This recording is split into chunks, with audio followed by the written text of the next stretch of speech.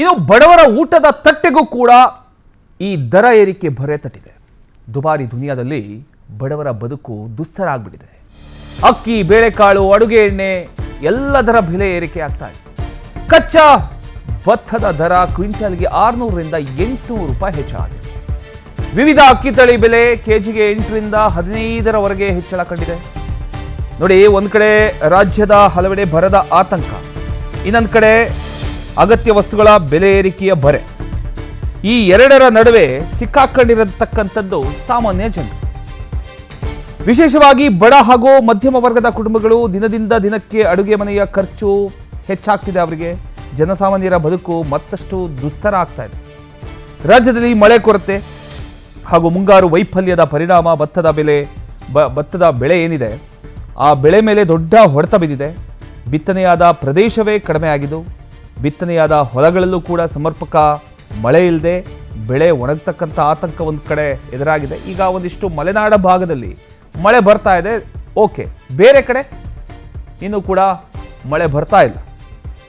ಜಲಾಶಯಗಳಲ್ಲಿ ನೀರಿನ ಮಟ್ಟ ಕುಸಿದಿರೋದ್ರಿಂದ ನೀರಾವರಿಗೂ ಕೂಡ ತೊಂದರೆ ಉಂಟಾಗಿದೆ. ಇದರ ಪರಿಣಾಮವಾಗಿ ಕಳೆದ 2 ತಿಂಗಳಲ್ಲಿ ಕಚ್ಚಾ ಭತ್ತದ ಬೆಲೆ ಕ್ವಿಂಟಲ್ಗೆ 600ರಿಂದ 800 ರೂಪಾಯಿವರೆಗೆ ಏರಿಕೆ ಕಂಡಿದೆ.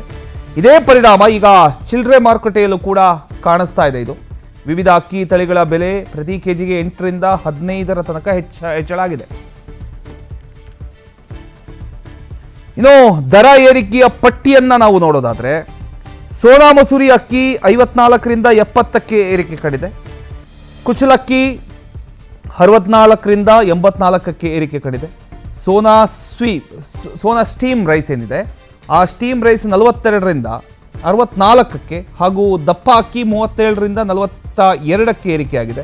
ಅಷ್ಟೇ ಅಲ್ಲ, ತೊಗರಿಬೇಳೆ 118ರಿಂದ 130ಕ್ಕೆ, ಉದ್ದಿನ ಬೇಳೆ 112 ಇದ್ದಿದ್ದು 120 ಆಗಿದೆ. ಹೆಸರು ಬೇಳೆ 108ರಿಂದ 118 ಆಗಿದೆ. ಕಡಲೆಬೇಳೆ 84ರಿಂದ 92ಕ್ಕೆ ಏರಿಕೆ ಕಂಡಿದೆ. ಅಡುಗೆ ಎಣ್ಣೆಯ ಬೆಲೆ ಕೂಡ 180 ಇದ್ದಿದ್ದು ಈಗ 185 ರೂಪಾಯಿ, ಅಂದರೆ 5 ರೂಪಾಯಿ ಹೆಚ್ಚಳ ಆಗಿದೆ.